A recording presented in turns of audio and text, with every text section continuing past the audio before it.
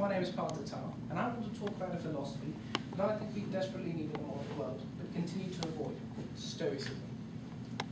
So, as a teenager in high school, I can speak for the fact that most millennials are very, very anxious. They think that if they don't get the perfect grade on their next test, they'll never get into a good college, they'll never get a good job, and they'll be a failure. And you've seen, from 1999 to 2014, suicide rates increased by 24%. And so, how do we deal with this issue? And while their fears may seem impractical, we live in tenuous economic times. And until we deal with the bad economy, we need to find a way to deal with this anxiety. Because when people are under anxiety, they either live in the past or they stop living. And this is where Stoicism can be beneficial. Stoicism is not a new philosophy. In fact, one of the best Stoic philosophers was the Roman Emperor Marcus Aurelius. You may remember him as the kind old emperor in Gladiator. Stoicism, plainly explained, is ridding ourselves of misplaced hopes and expectations. So let's apply the four-way rotary method to Stoicism. Is Stoicism the truth? Stoicism is based on the fundamental truth that life is very hard. When we talk about misplaced hope, we're talking about the fact that we imagine we're immune to things like heartbreak or disease or loss, but really we're not. And so we need to realize that, and that's the fundamental point of Stoicism. But you might say, not all obstacles are the same. Some are much more serious and dangerous. So how can Stoicism be fair to everyone concerned? Well, Stoics argue that it's not the obstacle that actually matters. If you hold misplaced hopes or expectations, despair will follow obstacles.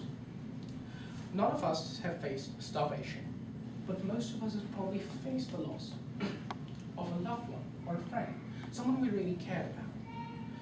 So I'll give you an example of this. A few months ago, one of my closest friends told me he was moving away in a week.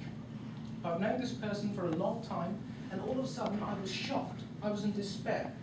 But I realized that this despair wasn't going to do anything. I had little time, and I needed to enjoy it. So we went bowling, we went to restaurants, and the day before he left, I threw him a party. Stoicism teaches us to appreciate what we have now. And this is how Stoicism will build goodwill and better friendships. And I want you to think about, as I'm speaking, the loss of one of your loved ones. And I know this isn't cheering, this is very serious, but this is also fundamental. While it may seem pessimistic to do this, it's important because it helps us appreciate them. And no matter who you think about, you will always wish that you'd spent more time with them or appreciated the value they added to your life. How much better would our lives be if we could go without this regret, even if it does force us into a bit of pessimism? So, how will Stoicism benefit us in the future?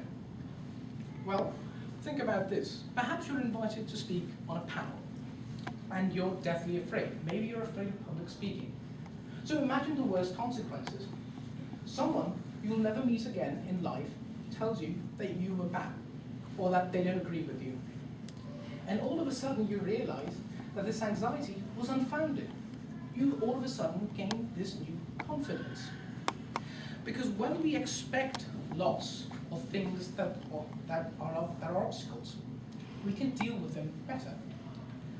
And so Stoicism puts us in dark places. It puts us in the place of disease and heartbreak and loss, but we also find a new light. We find a way to deal with our anxiety instead of just wallowing in it. And this light that you find, it won't come from someone else. It won't come from a book, it won't come from a poster, it won't come from even Oprah. But what you will find is that every one of us is stronger than we expect. When you go through these situations in your mind, you'll find that you will survive. You can't avoid obstacles, and you won't.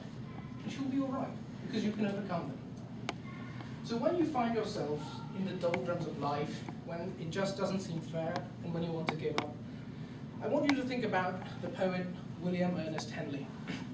At the age of 26, he realized he might never walk again. And that's when he wrote this poem, called Invictus. You might have heard of it. Out of the night that covers me, black as the pit from pole to pole, I thank whatever gods may be for my unconquerable soul.